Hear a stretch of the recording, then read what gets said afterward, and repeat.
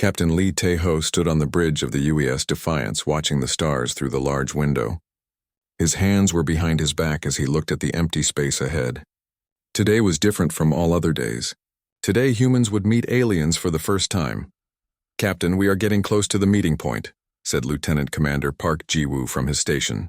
The young officer checked his screens twice before speaking.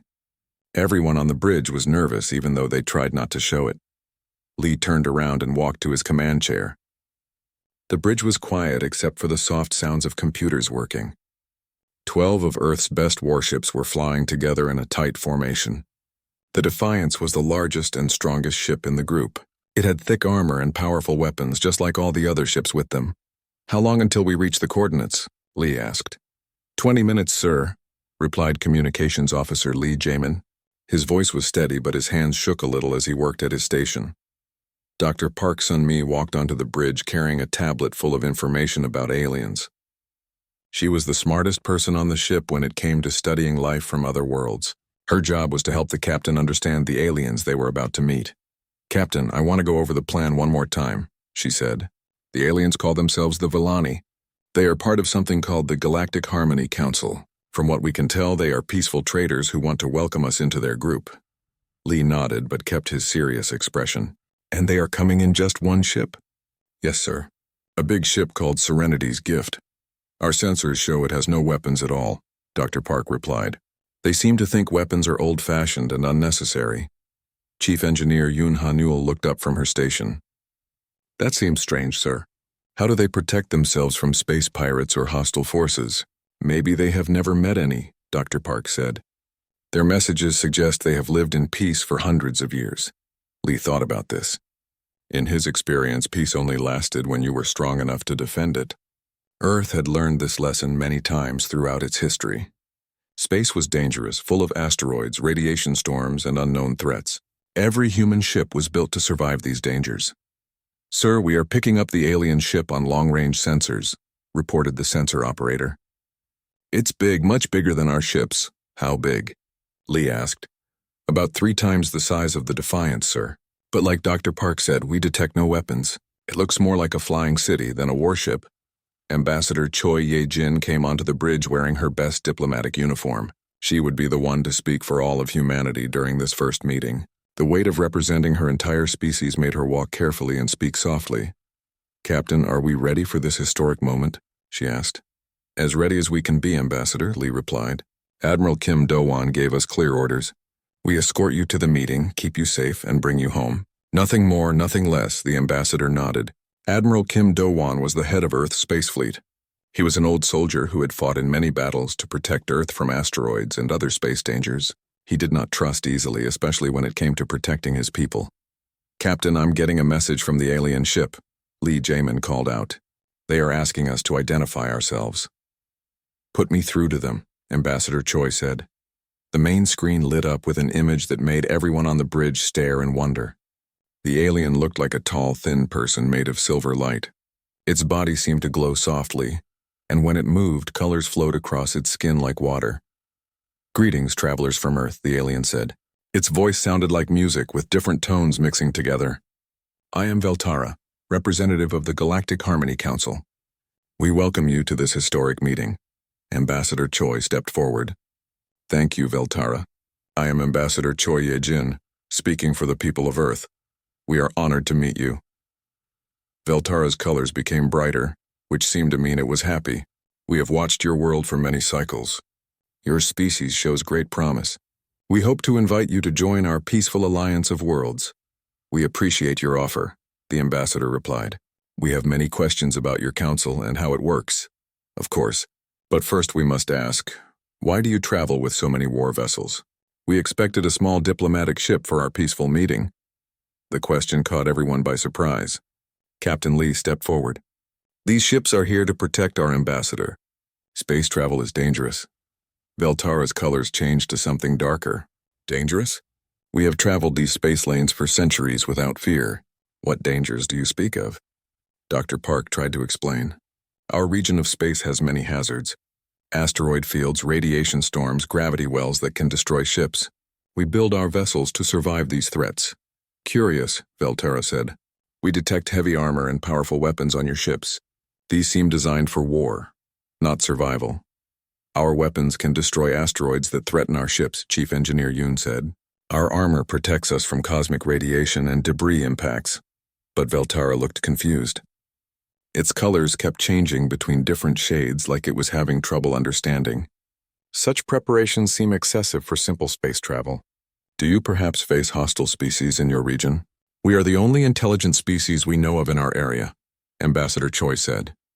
These precautions are for natural dangers, not enemies. The alien was quiet for a long moment. When it spoke again, its voice sounded different, more careful. We see. Perhaps we should proceed slowly with these first meetings. There is much we need to understand about each other. Captain Lee felt something change in the alien's tone. What had started as a friendly greeting now felt more like a careful examination. He began to wonder if bringing a full military escort had been a mistake. Of course, Ambassador Choi said. We have all the time we need to learn about each other. But as Captain Lee watched Veltara's colors continue to shift, he had a feeling that this first meeting was not going as well as anyone had hoped. The meeting continued, but Captain Lee could feel tension growing on both sides. Veltara kept asking questions about human weapons and ships. Each answer seemed to make the alien more worried instead of less. Perhaps we could tour each other's vessels, Ambassador Choi suggested.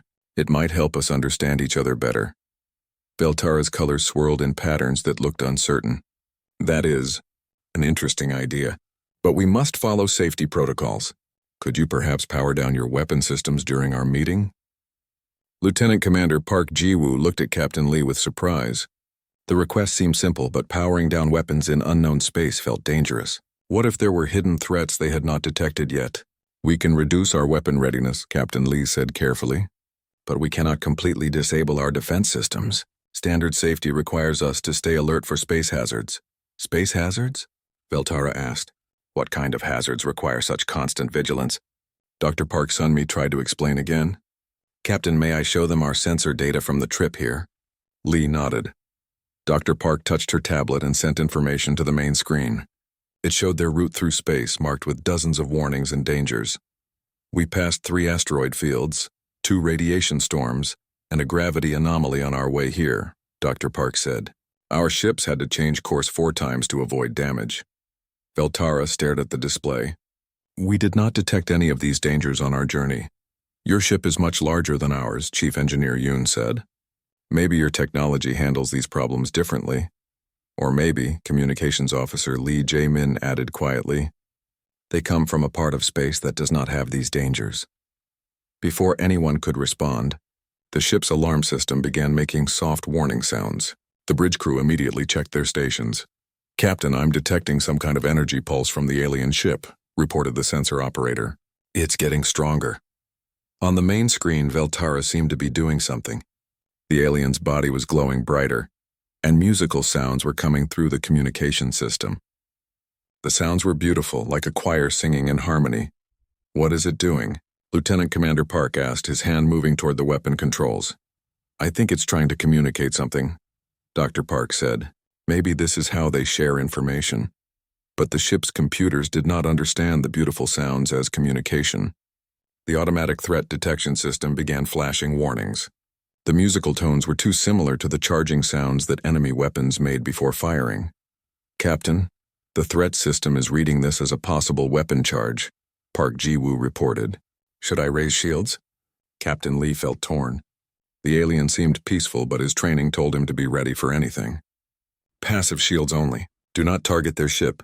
Chief Engineer Yoon's station suddenly lit up with warnings. Sir, our defensive systems are reacting to those energy patterns. The computer thinks we're being scanned by targeting sensors. We are not targeting you, Veltara said, but its voice now sounded strained. We are simply sharing our star charts with you, as is traditional in first meetings. The main screen changed to show a beautiful map of stars and planets. Swirling lines connected different star systems, showing trade routes and territories. It was meant to be a gift of knowledge, but to human eyes, it looked like something else entirely.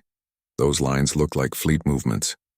Lieutenant Commander Park said quietly to Captain Lee, and those highlighted systems could be military bases. It's just a star map, Dr. Park insisted. They're trying to show us their territory and trade routes. But the damage was already done. The human ship's computers were analyzing the display as if it were enemy intelligence. Warning lights flashed as the system tried to identify potential threats and strategic targets. Ambassador Choi tried to calm the situation. "Thank you for sharing your star charts, Veltara. They are very beautiful." "You seem distressed," Veltara observed. "Are our charts causing some kind of problem?" "No problem," Captain Lee said, but his voice was tight. "We are just processing the information." On Veltara's ship, alarms were also starting to sound. The aliens' people had detected the human ships raising shields and powering up defensive systems. To them, this looked like preparation for an attack. "Captain Lee," Veltara said, and now its colors were shifting to darker shades. "Why are your ships taking defensive positions?" "We are not taking offensive positions," Lee replied. "We are simply being cautious." "But your weapons are now pointing toward our ship," Veltara said. "This does not seem like the behavior of peaceful explorers." Chief Engineer Yoon checked her displays. The ship's automatic systems had indeed adjusted to keep the alien vessel in optimal firing position. It was standard procedure when shields were raised, but it looked threatening to someone who did not understand human military protocols. "It's an automatic response," Yoon explained. "When we raise shields, the computer positions us for best defense." "Defense against what?" Veltara demanded. "We carry no weapons. We mean no harm." The situation was spinning out of control. Dr. Park Soon-mi stepped forward, trying to be the voice of reason. "Everyone please stay calm. This is clearly a misunderstanding." But Veltara was no longer listening to Dr. Park. The alien was focused on Captain Lee and the obvious military nature of his ships. "Captain, your vessels are designed for war. Your crew reacts to peaceful gestures as if they were attacks. What are your true intentions here?" "Our intentions are peaceful," Captain Lee said firmly. "But we will not lower our defenses in unknown space." "That would be foolish." "Foolish." Veltara's colors flashed bright red. "You consider our peaceful space to be dangerous? You treat our gifts as threats? What kind of species are you?" The question hung in the air like a challenge. Captain Lee felt anger rising in his chest. His people had come here hoping for friendship, but now they were being accused of being warlike and suspicious. "We are a species that has learned to survive," Lee said coldly. "We do not lower our guard simply because someone claims to be peaceful. And we are a species that has lived in harmony for 500 years, Veltara replied. "We do not understand why anyone would need such terrible weapons unless they plan to use them." Communications Officer Lee Jae-min looked between the captain and the alien with growing worry. "Captain, their ship is moving away from us." On the screen they could see Serenity's gift slowly backing away from the human fleet. Veltara's colors had turned completely dark, and the musical sounds had stopped. "This meeting is concluded," Veltara announced. "We will return to our council and report what we have learned about humanity." "Wait," Ambassador Choi called out. "Please don't leave. We can work through this misunderstanding." But Veltara was already turning away. "There is no misunderstanding, Ambassador. We have seen your true nature. The galaxy will be warned." The communication ended, leaving the bridge in stunned silence. Through the window, they watched the massive alien ship turn and disappear into the distance, leaving the human fleet alone in empty space. Captain Lee sat down heavily in his command chair. The first meeting between humans and aliens had gone terribly wrong, and he was not sure how to fix it. Far from Earth, in a space station that looked like a giant crystal floating among the stars, the Galactic Harmony Council was meeting. 12 different alien species sat around a circular table that glowed with soft light. For 500 years they had never discussed war. Today was different. Veltara stood in the center of the circle, its silver form still showing the dark colors of worry and fear. Around the table, representatives from 12 worlds listened as Veltara told them about the humans. "They came with 12 warships," Veltara said. "Each ship was covered in thick armor and carried weapons powerful enough to destroy small moons. When we tried to share our star charts, they pointed their weapons at us." Council leader Zeph was the oldest being in the room. His species had lived for thousands of years and remembered the old days when war still happened in the galaxy. His ancient voice was like wind through stone caves. 12 warships for a peaceful meeting? Zeph asked. "This is troubling news." "What reason did they give for such a display of force?" "They claimed the weapons were for protection against space hazards," Veltara replied. but no space hazards require such terrible weapons. They spoke of asteroids and radiation as if these were deadly enemies. Representative Kryn from the Christine Collective made a sound like breaking glass. The silicon-based beings valued order and logic above all else. This does not compute. Standard navigation avoids such hazards easily. Why would any species arm themselves so heavily for routine space travel? Perhaps, suggested Representative Mora from the Peaceful Healing Worlds, they come from a region where piracy is common? They claim to be the only intelligent species in their region, Veltara answered. If true, then who are their weapons meant to fight? The question made everyone uncomfortable. For centuries, the Council species had focused on art, science, and trade. They had forgotten what it felt like to fear other beings. Show us the recordings, Council Leader Zeph commanded. The crystal walls of the chamber came alive with images from Veltara's meeting with the humans. The Council members watched in silence as the human warships took defensive positions. They saw the thick armor, the weapon ports, and the cold efficiency of a military formation. Look at their ship design, whispered Representative Flux from the energy beings. Every line is built for war. These are not exploration vessels or trade ships. These are instruments of destruction. And their behavior, added Representative Glow from the Light Weavers. When Veltara shared the star charts, they immediately analyzed them for strategic information. Peaceful species do not think this way. Council Leader Zeph studied the images carefully. His ancient memory recalled species from long ago that had threatened the galaxy's peace. The captain, this Li Teho, how did he speak?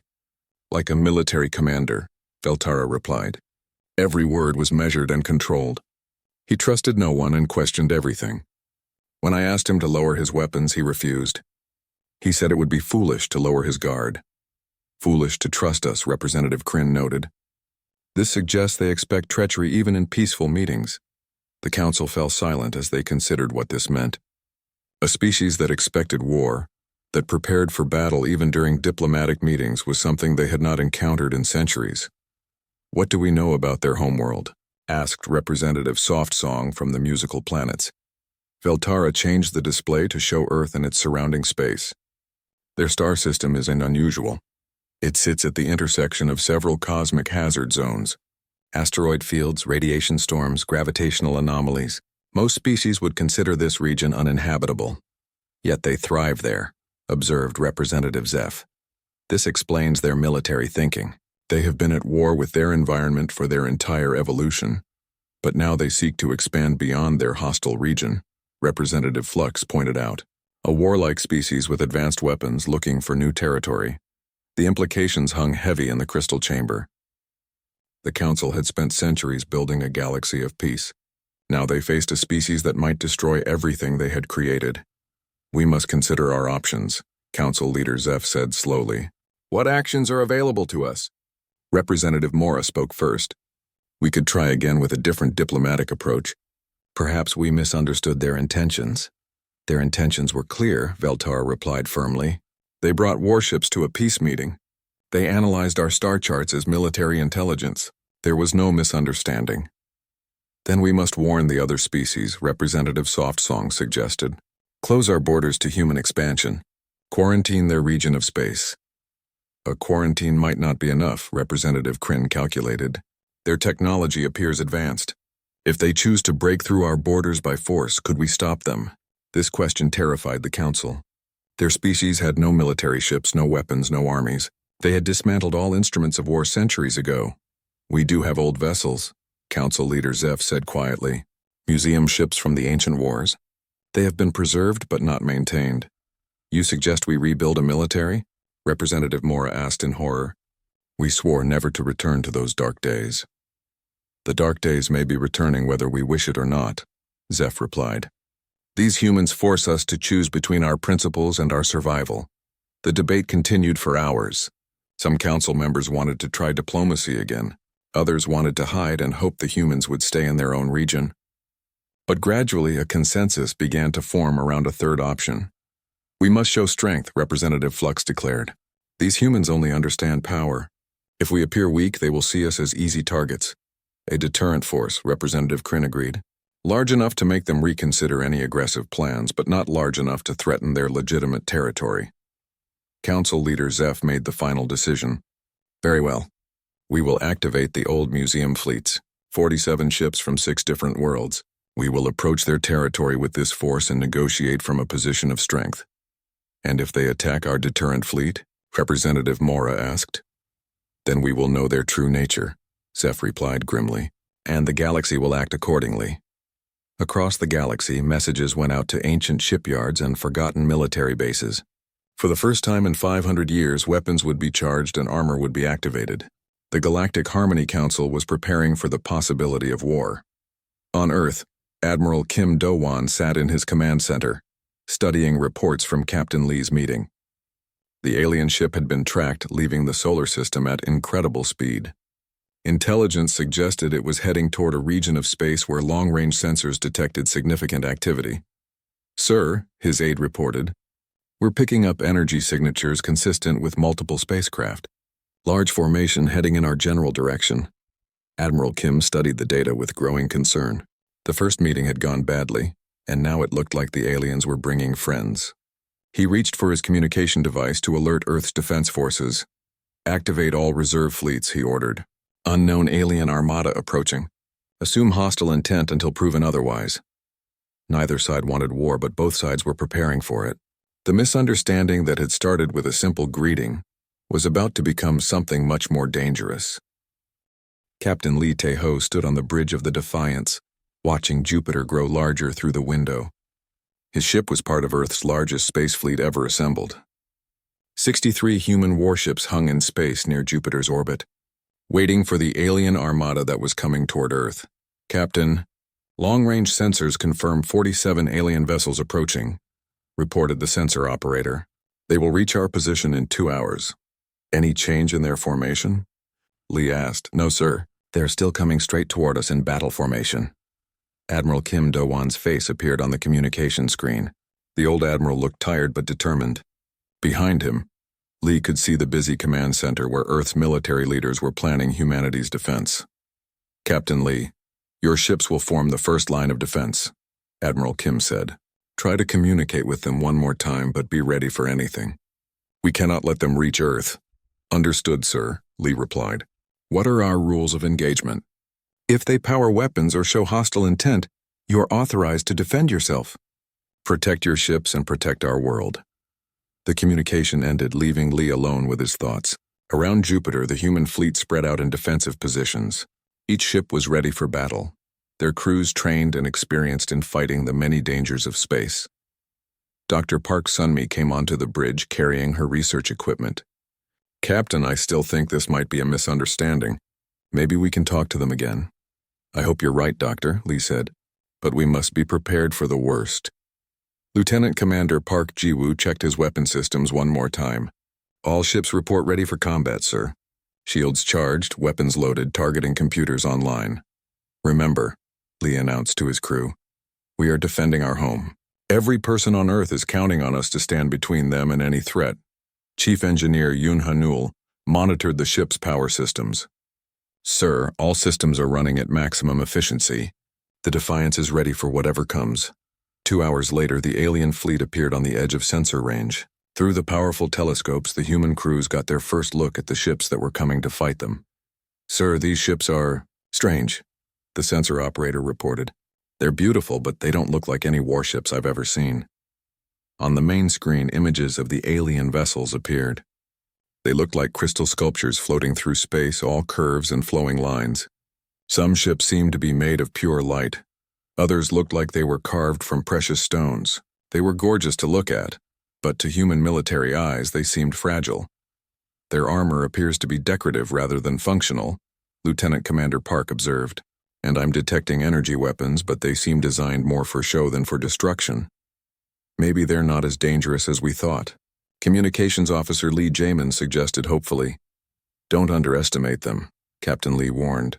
Any species that has survived long enough to build an interstellar civilization must have effective weapons. Captain Nam Soo-jin's voice came over the fleet communication channel. Her ship, the Iron Mountain, was an escort carrier loaded with fighter spacecraft.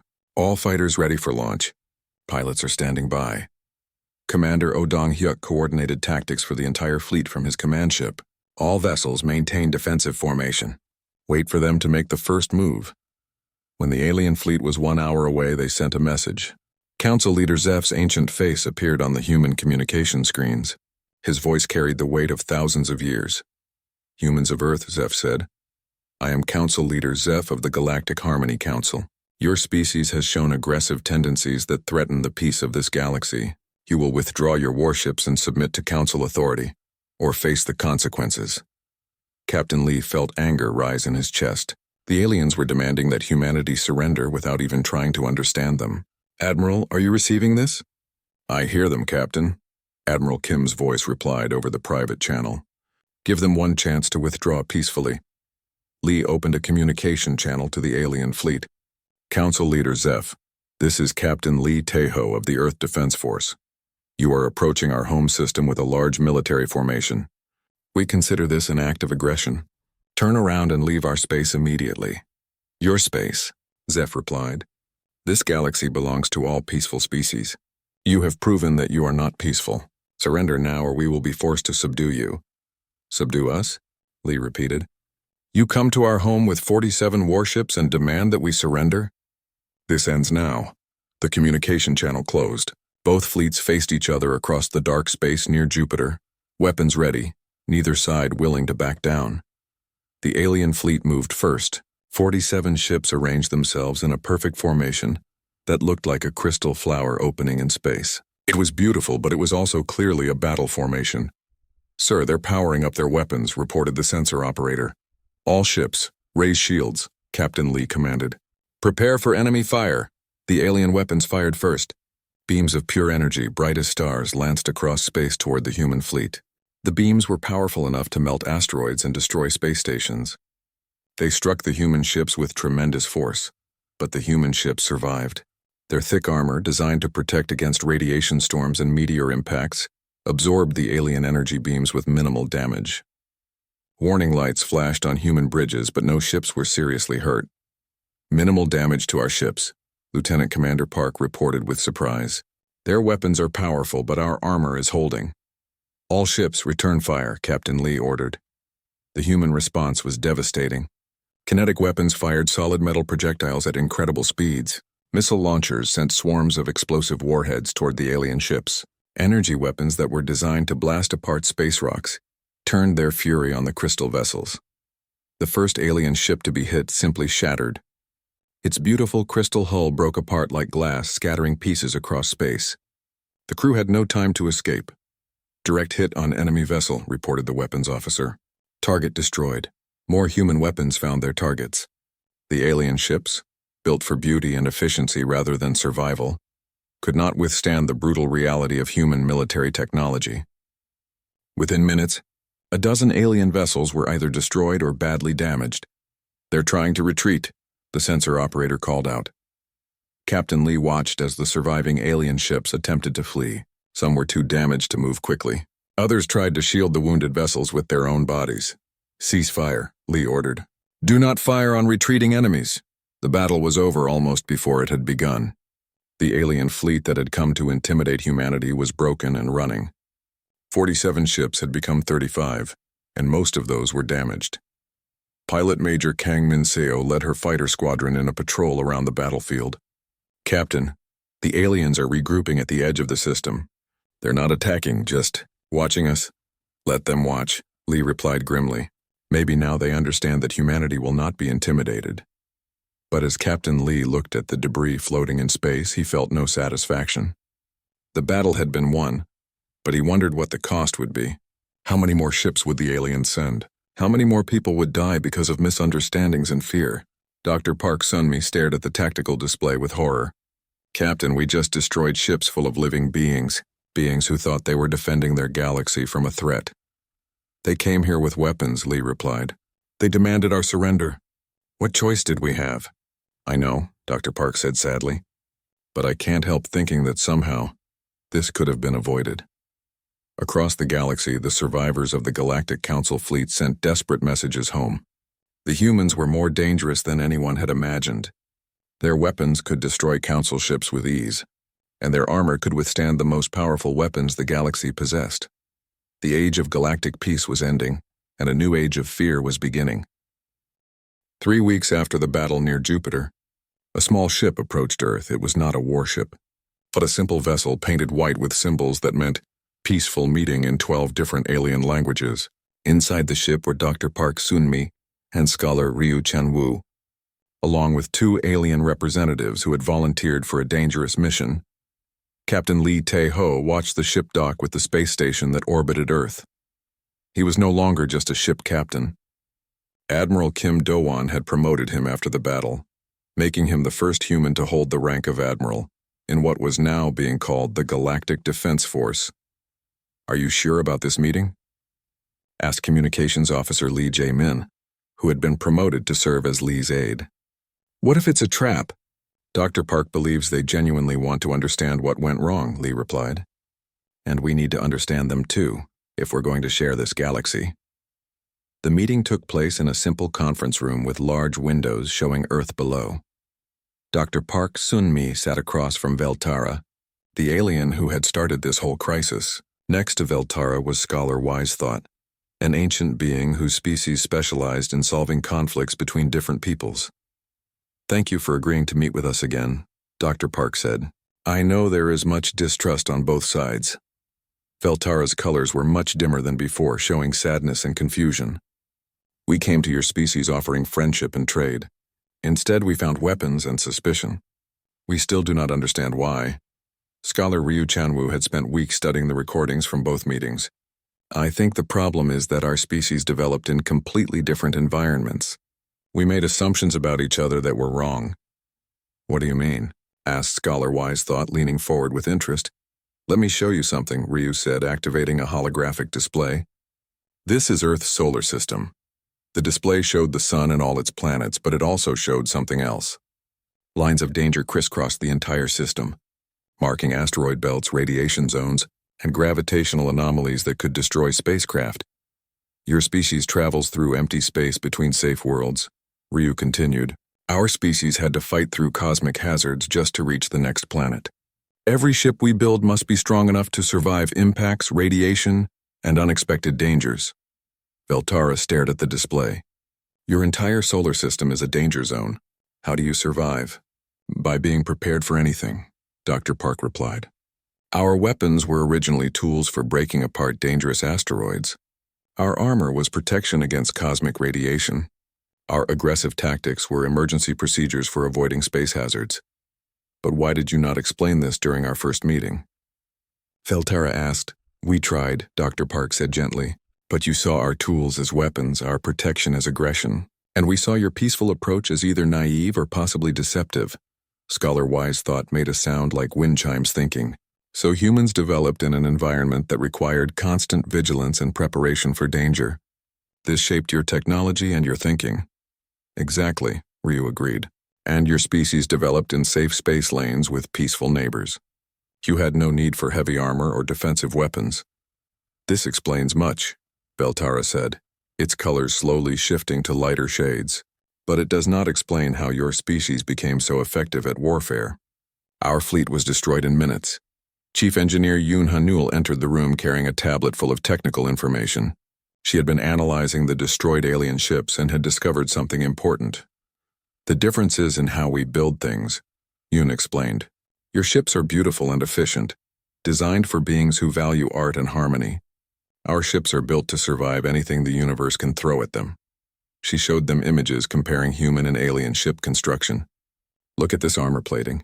We make it thick because we expect impacts from space debris, moving at tremendous speeds. Your hulls are thin because you never face such impacts." "And our weapons?" Veltara asked. "Our weapons are tools that can punch through solid rock to redirect dangerous asteroids," Yoon continued. "When we used them against your ships, the results were unfortunate." Ambassador Choi Ye-jin joined the meeting, bringing news from the council chambers where Earth's leaders were debating humanity's future relationship with the galaxy.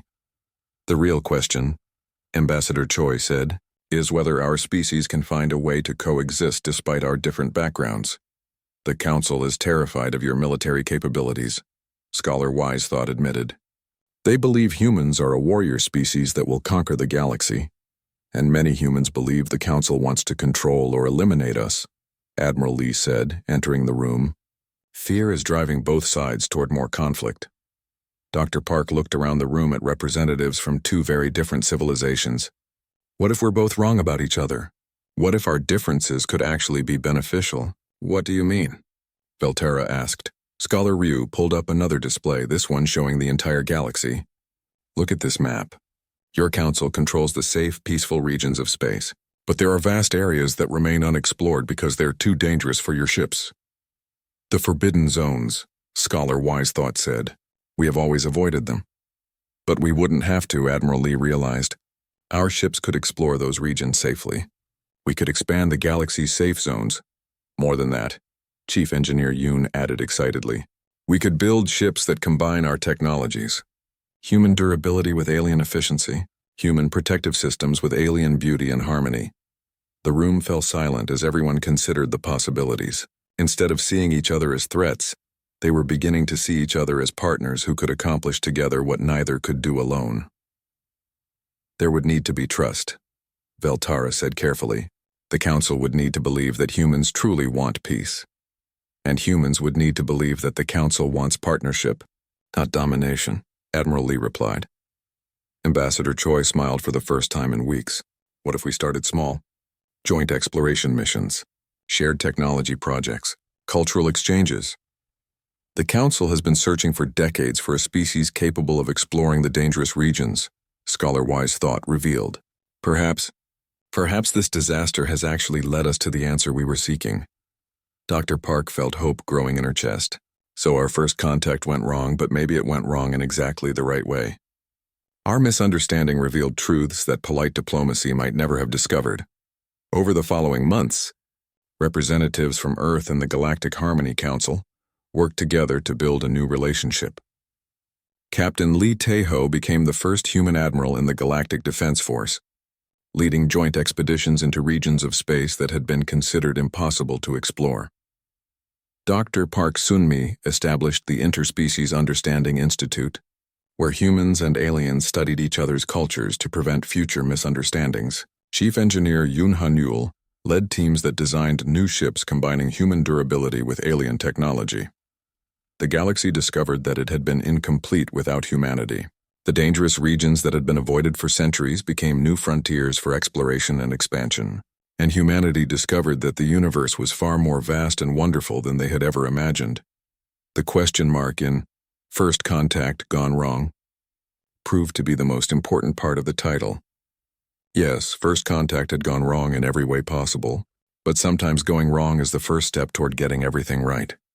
Humanity became the galaxy's guardians, the species that could go where others could not, and protect those who needed protection. And the galaxy became humanity's teacher, showing them wonders and possibilities they had never dreamed of. In the end, the misunderstanding that had nearly started a war became the foundation for the greatest partnership in galactic history.